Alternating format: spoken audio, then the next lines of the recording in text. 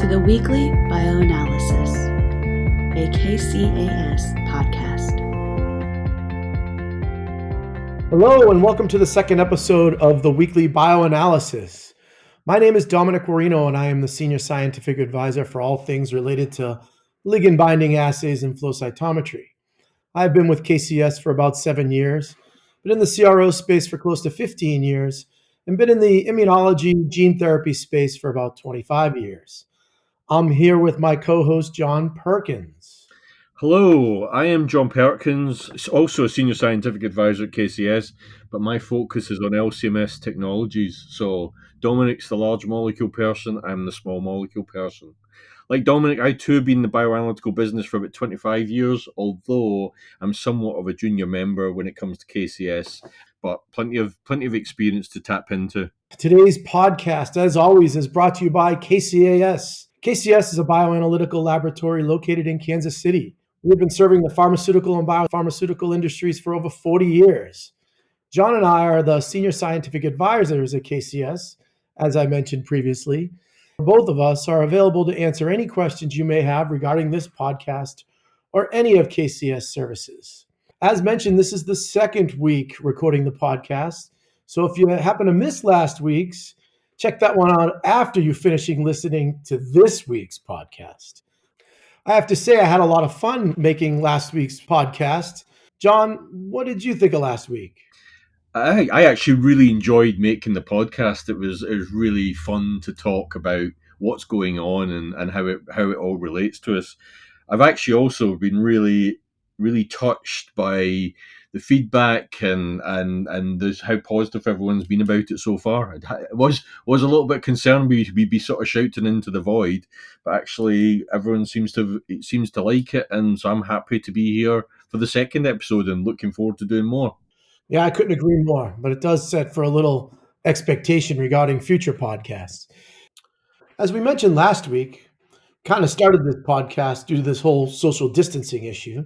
Even today, John is in a different place. He's in upstate New York. I am here in Kansas City, and our team producing this is somewhere else in the Midwest.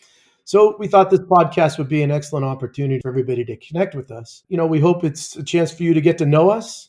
And even more importantly, it's a chance for you to get to know KCAS and the services we provide. What you can expect each week on the podcast is friendly chat and banter between John and I, a focus on the latest news and resources, and then a focus on a few hot topics of our choosing. And starting today, we have a news segment after the main topic. We'll call it Letters from the Fans. We'll call it that for today. And this is when we'll be reading back some of the stuff that was left on social media and on kcsbio.com by our listeners. Then we'll wrap up the show and give you a little bit of a teaser for next week, letting you know what is coming in the future. So again, we are thrilled to be here, and we look forward to having a very fun second episode today. And to kick us off is John. He'll go over the podcast topics, and then we'll jump right into the news. So it looks like a very light agenda today, but actually there's a lot to talk about. Our agenda, we're going to start with the news and resources section, and then we move to the agenda items for the day. Main subject that we really want to discuss is vaccines for COVID.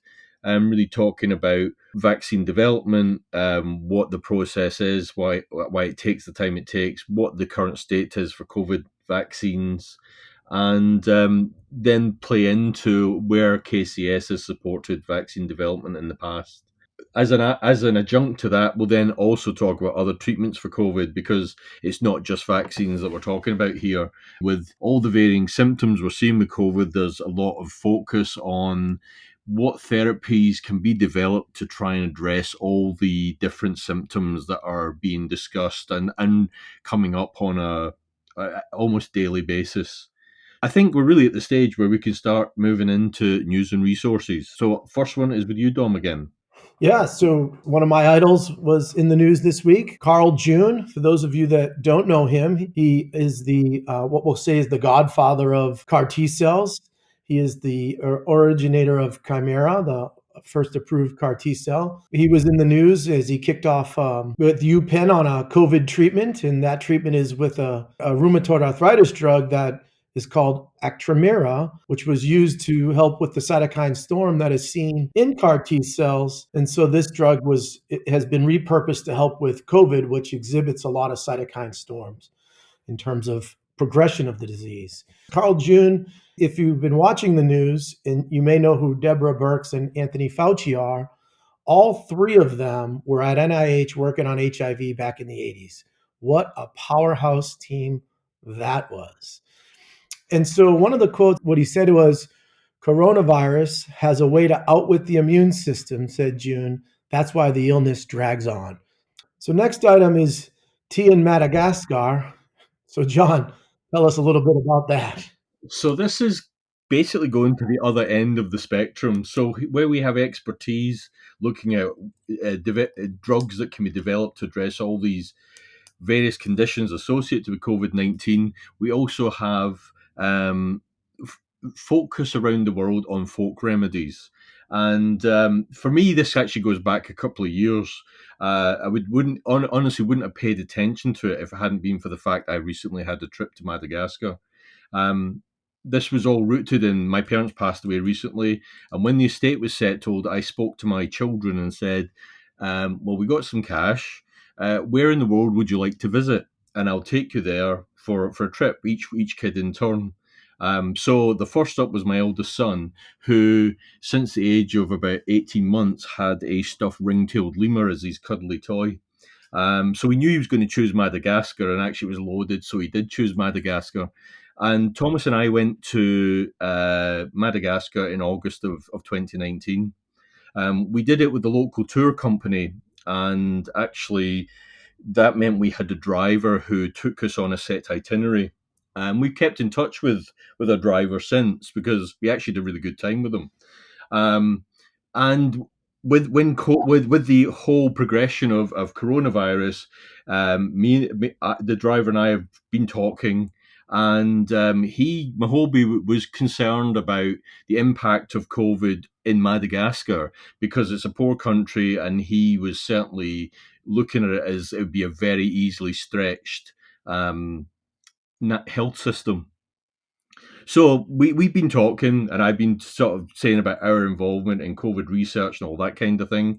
And then a few days ago, I was actually, when my one trip out of the house, while I try and get out to get a little bit of fresh air, I was driving to the post office to our PO box, and my wife's car was in the driveway, and BBC World Service was playing. And up came a news item of the Madagascan president has actually launched a tea that he says is there to counter COVID-19. Obviously, there's been no clinical trials of it, so I would have concerns about its efficacy, etc. But in Madagascar, it is actually being rolled out to the schools. The army are supplying it to people on the streets and things like that.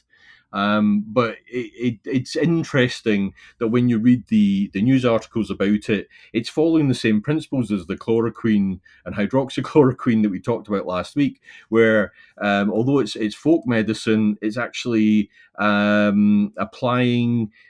It's derived from Artemisia. It's called COVID organics, and it's derived from Artemisia, which is a plant which has proven efficacy in malaria treatment. So, like, honestly, if we'd never been to Madagascar, I probably would have just skated over this. So according to Madagascar, they have it under control. We will see. Honestly, if we find that tea is the cure-all to COVID-19, I'm sure that the British would particularly hacked off, because for some other country to beat them to a tea-based cure is a blow to national pride. So yeah, that's that. Like I say, it's very interesting to look at the full spectrum of how people are approaching COVID-19. On that basis, it's also funny how national characteristics tend to play out in this, as you read about how COVID is being looked at around the world. With the shutdown in each country, it's been interesting to see what is viewed as a important business, essential business to keep open. Reading about France went into lockdown ahead of the UK and ahead of the US, and then a few days later announced that tobacconists were an essential essential business and had to be opened back up so that the French could indulge their nicotine habit. Then more recently, my wife sent me a link that because there's been anecdotal evidence that um, the that smokers are being less affected by COVID-19, and it's thought to be associated with something associated with nicotine. There's a French group are talking about researching whether a nicotine patch could help out with with dealing with COVID-19.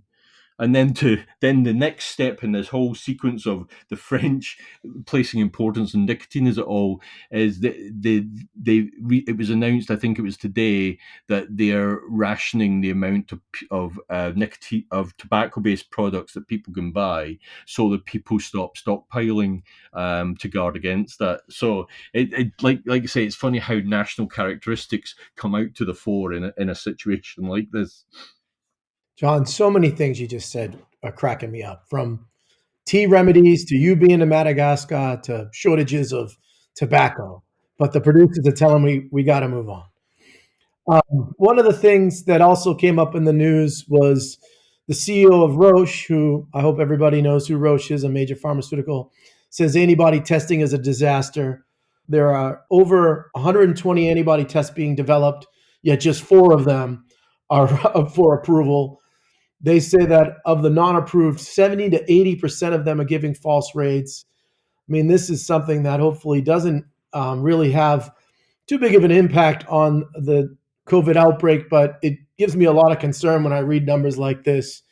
And of course, the Roche CEO turned around and immediately said they were throwing their hat in the ring to do an antibody test, but he certainly said that it's a disaster today. I think the worry here is like everyone wants to fix this, and so there's all this stuff is coming out, and we're all we all want to know the developments are coming out to actually so we can get back to what constitutes a more normal life, and so these antibody tests I think are being rushed out in the hope to fix something, even though they're really not ready. And yes, you're right, it's a problem. Yeah.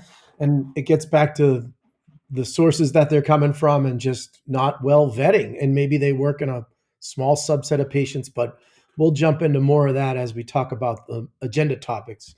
The last news item was the grocery store shelves. For me, this week, I made my one pilgrimage outside the house to the grocery store, and I couldn't believe it.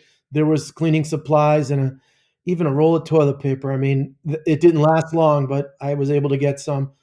Things are starting to sort of get back to normal. That gives me what I think of as some comfort. But I don't know, John, what's going on in upstate New York in terms of normal? I think things like hand soap, etc., are still tough to come by. But I think what's happening is the shelves are filling up with items. So we have toilet roll here now, which we didn't have a few weeks ago, but we don't have all the brands. So there's definitely things are still preferentially being taken, but we're slowly getting back to normal in the supermarket. Yeah, it's amazing to see all of that kind of coming back, and let's hope over the coming weeks we still. I hope the guard isn't coming down a little bit, especially here in the Midwest. I feel like people are trying to get to normal too fast. That worries me, but that's a whole nother topic. That's our news and notes, our news and resources. I think we can jump right into our agenda. I'm obviously ready to go, seeing how vaccines were what I studied as a PhD student, and certainly have a lot of love for them. But John, I'm going to kick it to you. Basically, I'll let you talk for the next 5 minutes while I go make a cup of tea. No, no, no. That's not how this works. Someday the roles will be reversed, and you'll be talking about all those small molecules. But when you think of the vaccine, one of the things we've heard quite a bit about is, there's so many right now. I think what I'll jump into is some of the leading ones. Ones that are tackling the capsid proteins themselves. There are some large pharma, your normal players in there that are involved in that. They're tackling it via a variety of ways. They're vaccinating with not only some of the advancements in CAR T cell approaches, so engineering T cells to attack the proteins of the COVID, obviously targeting therapeutics that'll generate antibodies to protect, and those can be done using a wide variety of approaches. Without getting into too much detail or even trying to promote one of these, I certainly don't want to go down a path where I think one is ahead of another. Maybe I'll shelve that for now and stay on the vaccine side of things. There was a statement out there that said vaccines should temper the expectation that a vaccine will be ready in the next 6 to 12 months. That individual, who was a leader in vaccines, then went on to say, well, it might take upwards of 2 to 4 years or 2 to 3 years. And I still challenge that. John, I think the vaccine, with the diversity that's out there in terms of, just looking at MHC and how the body needs to develop protective antibodies or central memory for protection, and the diversity from gender to race, a 2 to 4 year window is way too aggressive.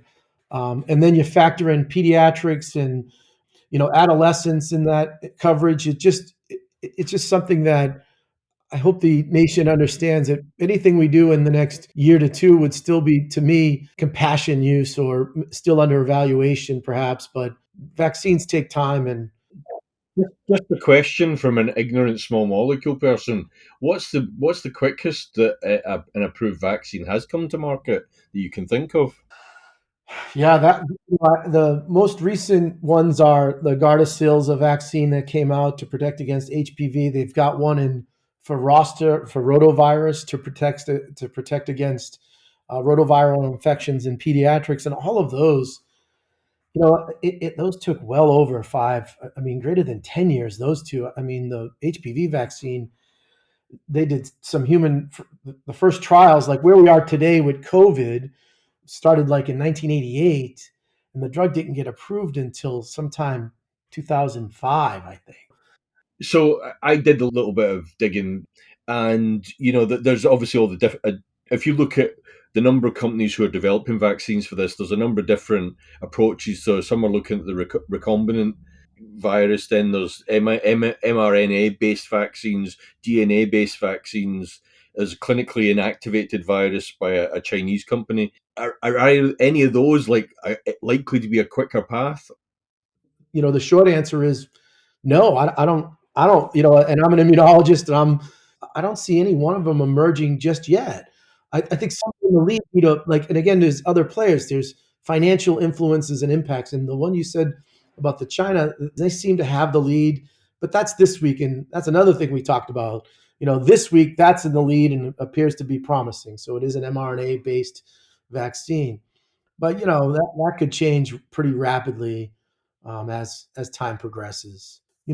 There's the World Health Organization's working. Well, that serves some promise there. They should have a bigger reach. They've partnered with that Chinese company as well as Moderna as well, and a wide variety of others. I think collectively, if we put aside the financial things, there's your answer, John.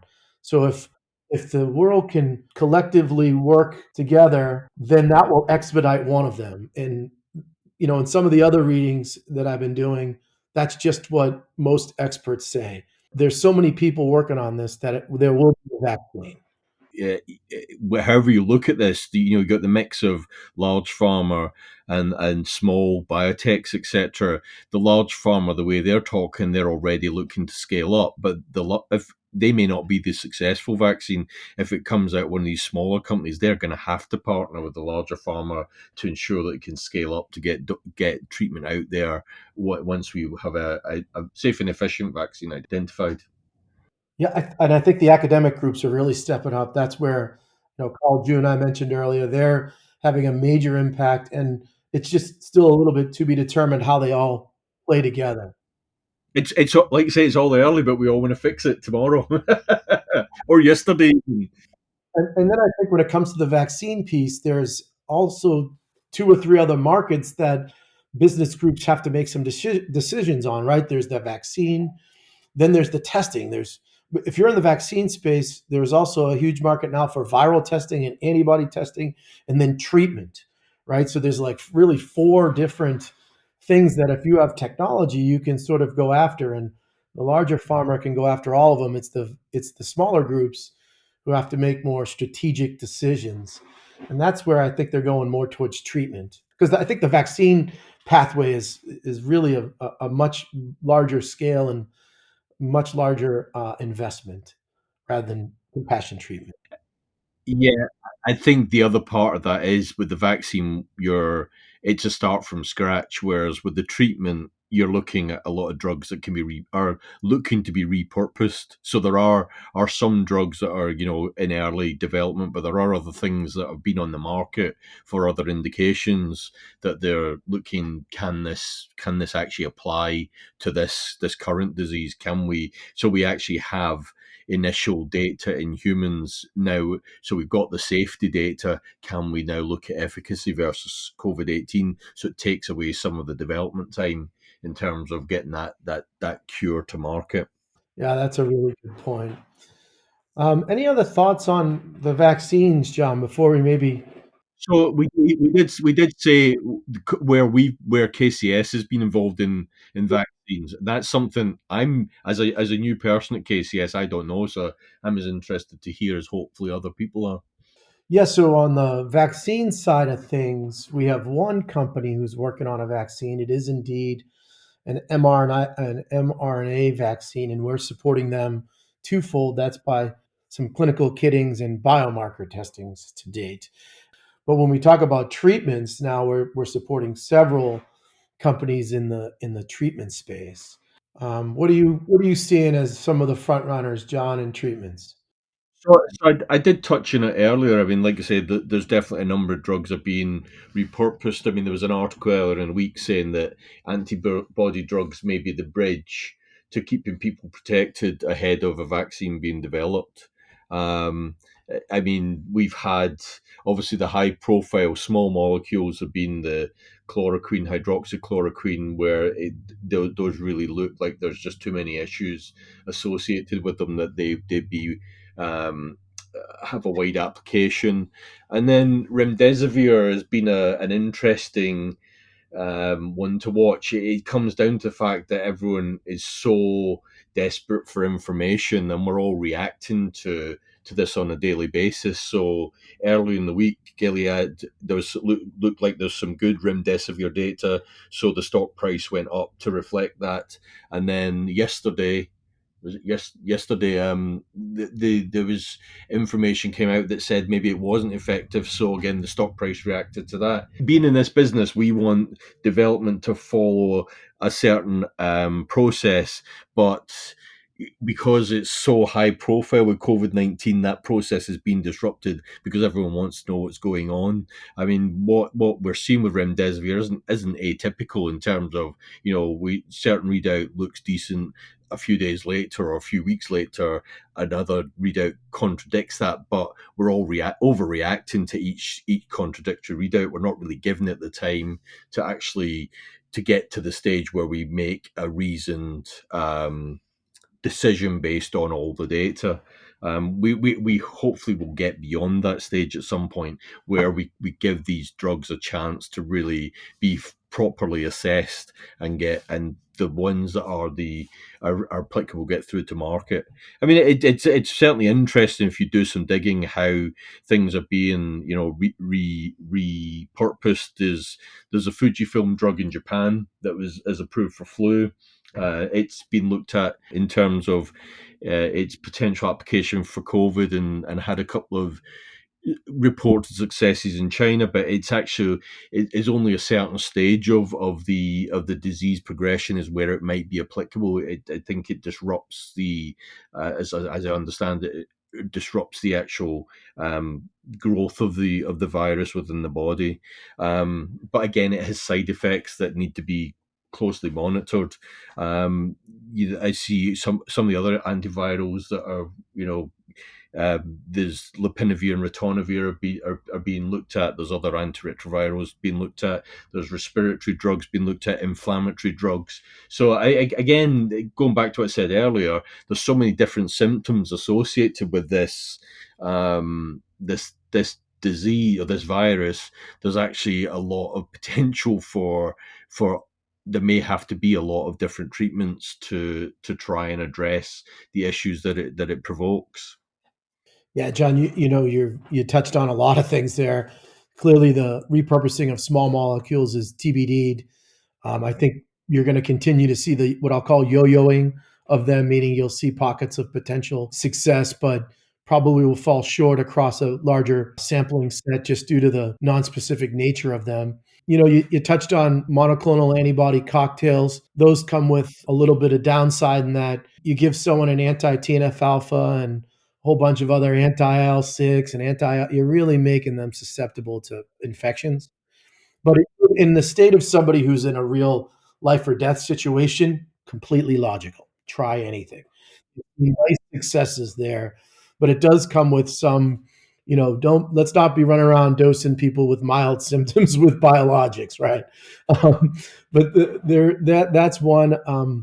Then one of the real leaders in the space is a company called Regeneron, and they've got this velo immune that what this means is the system they have mice that can make human-like antibodies. So several weeks ago, they were almost a couple months ago now, they had identified sequences within COVID, and they now have engineered a handful of antibodies that are lead candidates for treatments in terms of not necessarily just potentially as vaccines, but certainly for treatments of people that have high viral loads where they can knock them down. Um, that's just such a major advancement. I thought what was interesting about that article was that they said, the virus is changing slowly, but they're actually looking for antibodies that are going to attack the parts of the virus that aren't changing because it's not changing throughout its structure. I mean, I'd read a while back that in terms of the structure of the virus, the it was several weeks ago that they were fairly optimistic that a vaccine, if one was developed for COVID, would actually be quite a long lasting one because the actual mega structure of the virus isn't changed. It's not like flu, which is a much more fluid structure. You nailed it, John. As someone who doesn't know vaccines, you seem to know an awful lot over there. I I just magpie little bits of information here and there. That's why I'm good at Trivial Pursuit. It's like I have a head that's just full of junk, but when it comes to a board game, it's great. Yeah, in Trivial Pursuit, I actually memorized the first edition of that. I will know every entertainment question. No, So when my wife and I were first married, as we were going out before we were married, we used to fund our drinking in Cardiff with Trivial Pursuit machines in the pubs. So yeah, we were a pretty good Trivial Pursuit team between us. someday we're going to have to go out as couples because my wife and I are feared throughout the land playing games as a team. But maybe getting back to, and then one of the other treatments that's really come, I think, getting a lot of press is people who have remedied the COVID infection and now they're isolating the COVID antibodies from them. That to me is the number one way. It's an expensive therapy, unfortunately, but that is probably the immediate way. If I got infected, I'd be looking for that treatment if I progressed and so forth. So that there's another I think what in time, what we're going to have many things that are going to treat this. And, one of the other things that should be noted is the SARS outbreak from years ago. I think it was around um, 05 or 4 or 05, and then I think one in '08. But the SARS outbreaks have really helped with COVID. Now so there was, they're starting from scratch, so to speak. But what they learned from not only HIV studies back in the '80s, the outbreak of HIV, as well as some of the SARS things, well, I feel like the world in general has got a pretty good handle on it. And yeah, there are an alarming number of deaths, but just think about what it would have been 5 years ago, 10 years ago, 50 years ago, a heck of a lot worse. And so I do see a lot of promising results out there with not only the proactive treatments, but I was kind of hating on the vaccine a little bit in terms of being done in a few years, but maybe I talked myself into the potential because there is some leads on the vaccines. Sure. Yeah. So, there is a couple things in terms of treatments that KCS is working on. There's two major treatments that are being used. One is being done in Italy. It's a compassionate use. It's actually a small molecule. We've got some familiarity with the drug.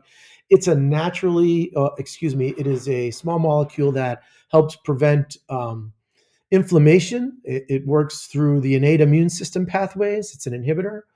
And so not only are we doing the pharmacokinetic studies on that compassionate trial, but we're also looking at a panel of 10 biomarkers for support of that treatment. The second one is a multi-site here in the US. Again, it's a small molecule. This one is one that helps dampen the complement system, and it's a drug that was used for treatment of lupus, and that is now being used in the COVID setting. So, very proud to be able to work at a company that's helping with these drugs and helping to treat patients that are pretty far advanced in their COVID state. Um, that's I think about all we're working on to date. But I take that back. There is one more small molecule that's used in an Alzheimer's treatment that we're supporting as well. That drug will be it's an anti-inflammatory of the central nervous system, which they think will have some benefit within the COVID space as well, and that's being used. So a third drug, and for that one again, we've got a long history of measuring that drug for support of its phase 2 and 3 clinical trials, and now we'll support it in COVID. So 3 drugs to date, and that number will grow. That's certainly something we'll keep an eye on and want to continue to, look at how we can help with this outbreak. Yeah, I know. There's a lot of interest in terms of potential future studies. So yeah, I think that's one of the joys of working in this industry is the fact that you get to collaborate with a lot of companies, and you know that what we're doing is really contributing to the health of people in the long term. And yeah, that is thoroughly satisfying, particularly when something we know we've worked on makes its way through to market. Yeah, so with that, I think we can segue into our client feedback. John, take us out. Go ahead and read the first one. Okay, this is quite an interesting list. So first of all, from Robert, this is good stuff. I'm looking forward to future episodes. The next one about vaccines sounds intriguing. Well, first of all, Robert, I hope that we've covered vaccines to your satisfaction. Dom, what's your thoughts? Yeah, likewise, I think we did. Certainly, we talked about how the vaccines all work. I suspect, though, the way this is going, we'll probably be revisiting vaccines in a few weeks to talk further about it. Without a doubt, they'll stay on the forefront. The second one is from Danny. I just listened to episode 1 of the Weekly Bioanalysis. Wow, amazing job. Well, thank you, Danny. Yes, thank you very much. Next up is a message from Bruce. Great to see the KCAS Bioanalytical and Biomarker team engaging new ways to keep adding value to your clients. Yeah, this is one of our focuses. We're if there's ways that we can reach out and really keep communicating with people, then we're going to keep trying to do it. So really hope that this meets your approval. And the next one is from Anonymous. It says, a great podcast, gentlemen, especially as it was your first episode. Looking forward to more and tips on how to make pizza in future podcasts. Well, I'll tell you, the key part of the pizza, it's the sauce. You got to use homemade sauce. And then the next thing is the dough. And yeah, buying it's okay, but man, making it is absolutely the best way. And then the true Italian in me's coming out. You got to have a good pizza stone and get the oven the right temperature. And I'll leave it at that because that's making me hungry.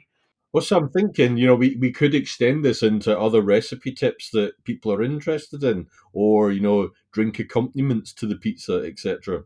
I'm happy to contribute on any of that. Oh, from Tiffany.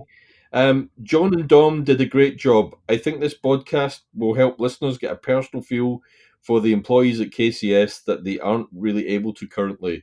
Yeah, that's our intent. I mean, we enjoy the face to face meetings with customers and potential clients, but ultimately we can't do that right now. So this is our way of trying to keep KCS engaged with everyone out there.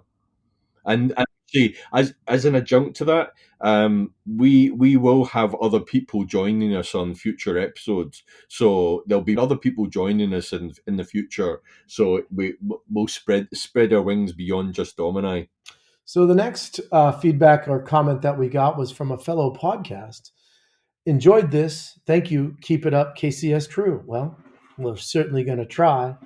And John, why don't you finish this up with the last one? The last one is from Anonymous, not the same Anonymous as the pizza one.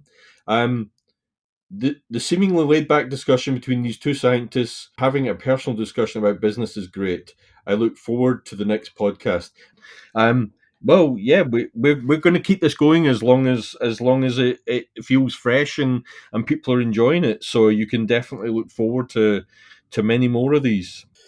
Yeah, and that sort of nicely leads us into what we'll be talking about next week. We're going to drill really into the value of antibody testing and trying to make sense of it. We did sort of touch on it a little bit today, but some of the things we'll be talking about is what is an approved test, and really there are only 4, as I mentioned, and we'll drill into what they are, but they need to have a false rate less than 5%. And we talked about some of the non-approved ones having high false rates, and we'll drill into a little bit more. There are some publications around those findings and how that scares all of us a little bit to think about a 80% fail rate. And then lastly, Wuhan, which is considered the epicenter of everything, they came out with a study showing that females produce more antibodies, which appears to be more protective, as indicated by a higher rate and severity of COVID-19 infection in males. And that's certainly a topic we're going to want to talk more about. I read that article when she forwarded it to me, and that's why my wife goes to the supermarket rather than me. That'll do it for this week. Thank you so much for joining John and myself and everybody at KCAS. We very much appreciate you taking the time out of your days. I especially want to thank our production team for doing an outstanding job as always. We'll see you all next week. As always, if you have any questions or any comments about this podcast, or you want to hear more about KCAS, feel free to contact us. Visit kcsbio.com. If you're lucky, we may actually list our contact details next week.